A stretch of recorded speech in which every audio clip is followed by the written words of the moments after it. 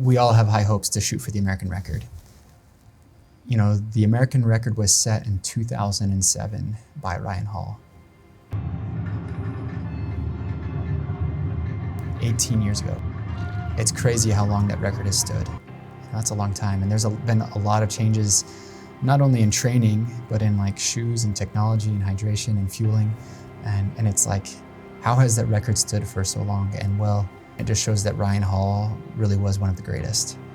And like I said, I might be the first guy to cross the finish line or the fifth guy to cross the finish line that breaks the American record. But I just want a shot at it. And at the end of the day, like, I just want to compete. We have the chance to do something great. 23 degrees in Provo. We have this light little snow coming down. I think it's more lake effect than a storm. At least I hope it's not a storm. We can run through light snowfall, but 14 weeks out from Boston. And we've been preparing for a half marathon. We've got the Houston half coming up in, I guess, 6 days. So this will be a little tune-up workout. We're gonna run a 2-mile tempo, a 1-mile tempo, and then a mile, a little faster, well, right about race pace. And race pace for these guys, hopefully they're gonna be shooting for the American record. So 4:33 mile pace would get him that American record. So we'll see. Yeah, I mean, we're like still 12, 13 weeks out from Boston. So honestly, this is super early. I've never been this fit this early, but I don't know if I'm an American record fit. Like, I'm like kind of still trying to decide. But yeah, to be this fit this early is kind of new for a marathon build. So definitely still a long road to Boston. Ready, go. Looks good, boys, looks good.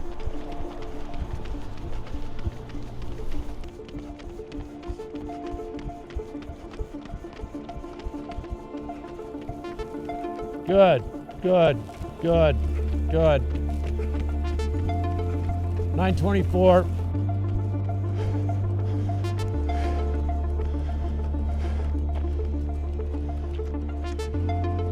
Craig was chilling. Yeah.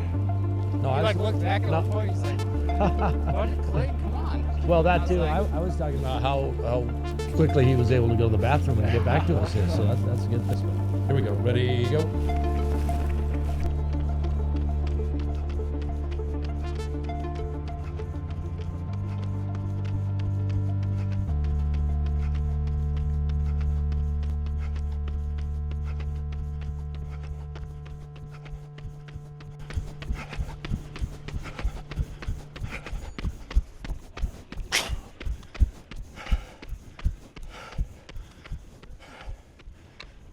.4:38, fast.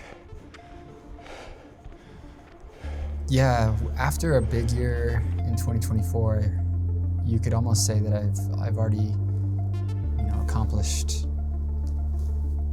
anything that anybody would ever dream of, which is to make an Olympic team, be top 10 in the world. But as an athlete, you just know that it's never enough, right? Like the grind never stops. There's bigger goals, bigger fish to fry, bigger things to chase.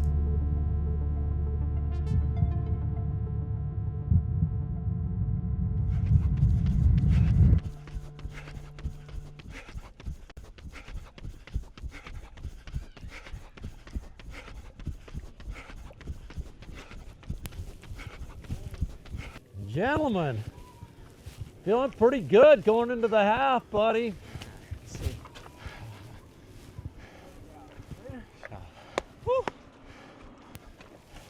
5:15 on the last one, Doc. Everybody ran faster on the last one. Maximo, really impressive. That was a 4:30s are. Or Okay. I forgot how easy 4:30s is supposed to be, right? 4:30s get a little more difficult after we won 5, 6, 7, 8, 9, 10. If you feel comfortable running 4:30s after 10, 11, 12, 13, then it's going to be a really good day. I need this barbell to be against the back quad because that doesn't get you tight. If it gets it back away from the back quad, you lean forward. It's more of an iso for your back than it is this quad. Okay? Okay. Horse on a carousel. Pull straight through your head. Horse on a carousel. All right, mate. Good, bro. How are you? 3, 2, 1, and go. Pull, pull, pull, pull. Time. Beautiful.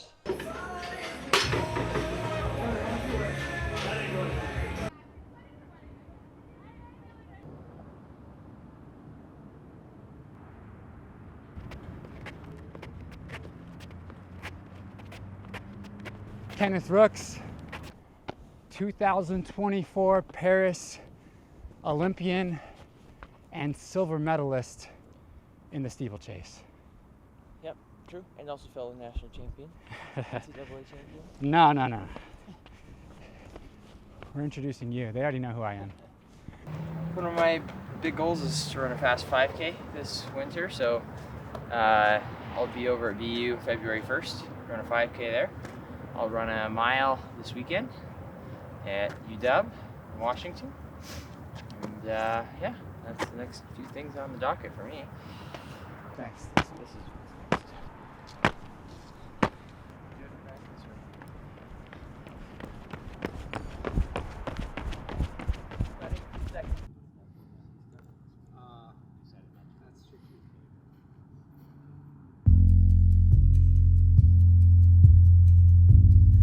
I don't want to like sell the fact that like I'm in the best shape of my life, but this fitness did come quicker than expected, and it did like the speedier side of it.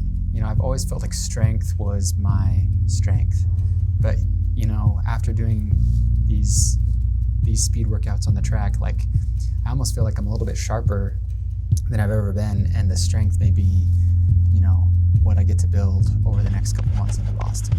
At this point in the game of marathoning, there's so many little dials that we're trying to refine, and you could say that like my workouts and my lifting and my sleep has been pretty dialed in, but we're always trying to improve, you know, the nutrition side of things. Nutrition and fueling in the marathon, and that hydration is like the new frontier of marathoning. You know, everybody now knows how to train for a marathon, but it's how can you fuel for a marathon to avoid that wall at mile 20. And so it's been fun working with Cadence to dial in not only my hydration, but my future fueling plans to be able to like get me to the finish line, you know, full steam, full throttle.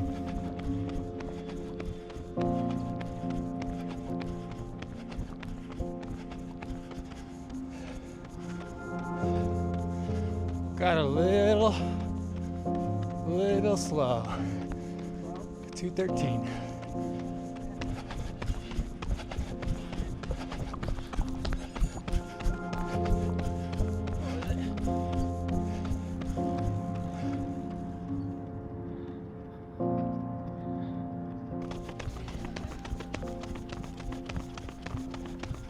Nice, relax the shoulders.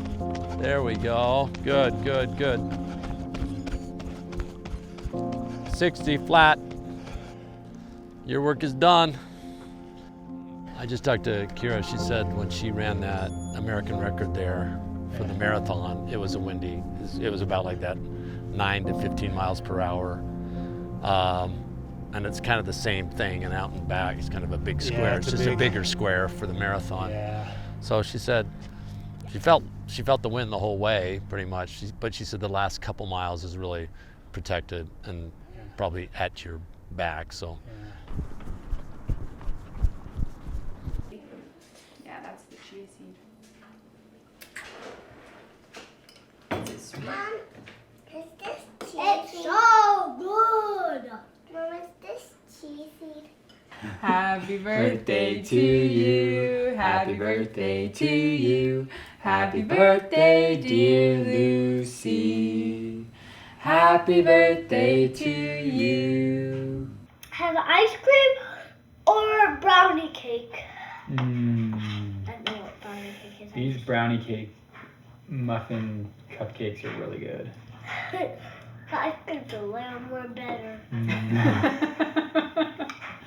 And then I usually actually don't have a bunch of new clothes, but I splurged. J6 just dropped a bunch of stuff. Are we playing a game?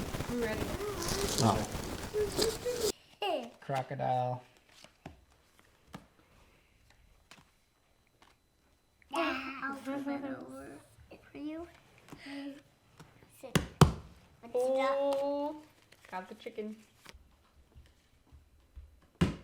Woo. After a big 2024, I really thought I would take a little bit more time and some, take a little bit of a back seat for a little bit and get ready for a big build into Boston. But man, there was just too much FOMO, too much, I guess too much competitive drive that I had to hop in this next race, which is the Houston Half Marathon. I've been using Cadence for the last couple months and not only using their hydration stack, which is their core hydration sachets, which are electrolytes, but also their sleep hydration to help me sleep better at night, as well as their energy hydration, which I use before key workouts and my big races coming up. So it's been really fun to test product with them and to refine. And the hydration stack is just the beginning. There's more products that will be rolling out soon. And their attention to detail and to science has been super fun to work with. I don't even know what time we have to wake up. It's probably like 5 a.m., 4 a.m. But yeah, just get my fueling in, chill, head over to the start line, and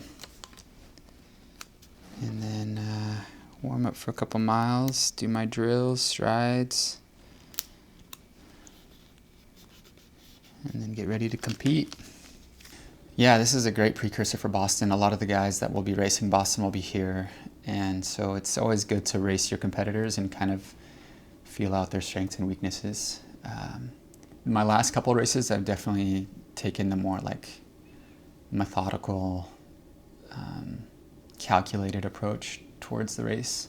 Like in Paris, we were very calculated, and I think I left too much maybe in the tank over that last 10K.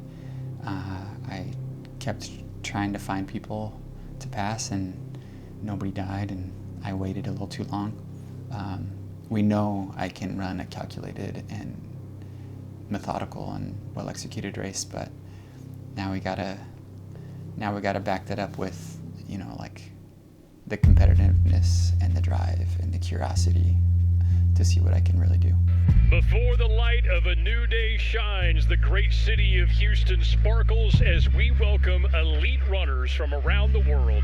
More than 50 countries represented. We've got Olympians, record holders, people who want to have a career-defining win right here on this record-setting course. People come to Houston to run fast. That's what you're gearing up for all winter long. It's what's getting you out the door and motivated.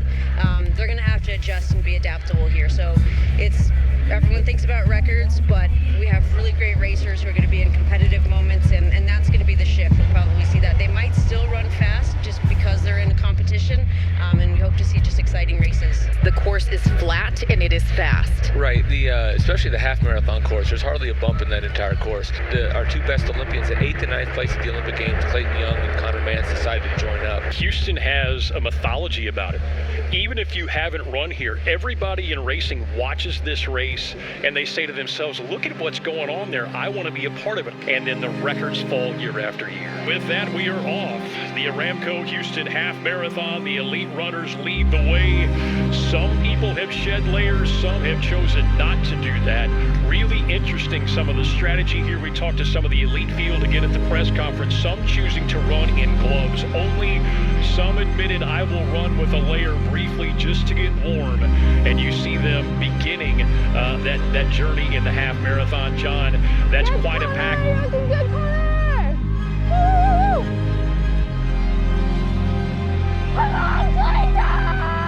Yes! You belong! You're looking good, Clay! You're looking good! Love you! You got a tailwind right now! Come on, Clay!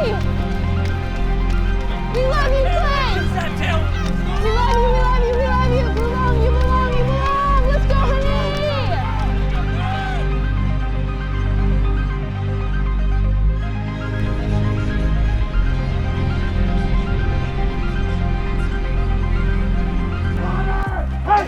got this, baby! Come on! Let's get this! Side by side, they race to the line. Does Connor Mantz have enough? Will he be edged out at the finish? Jamal Yimmer falls back. We have side by side. Too close to call at the finish of the Aramco Houston Mat half marathon.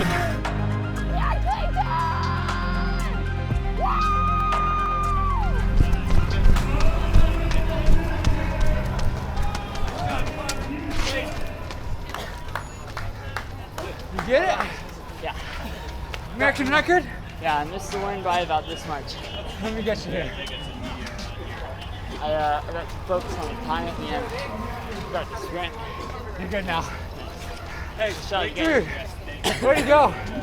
Way to go. Anything? It was just a fast day.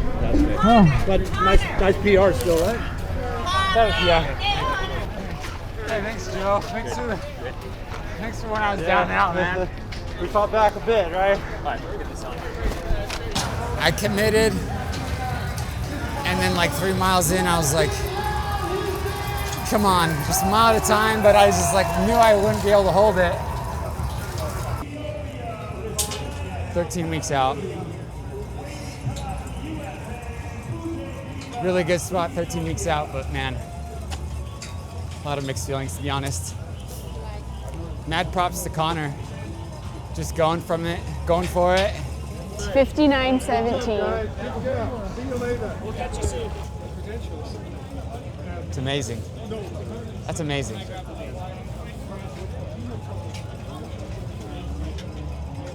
It's incredible. Oh gosh. So many people out there cheering for me. Yeah. And I just like kept wanting to make them proud.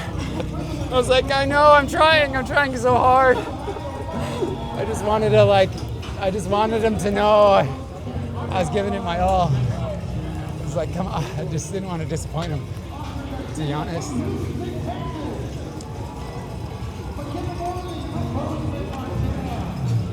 It's hard.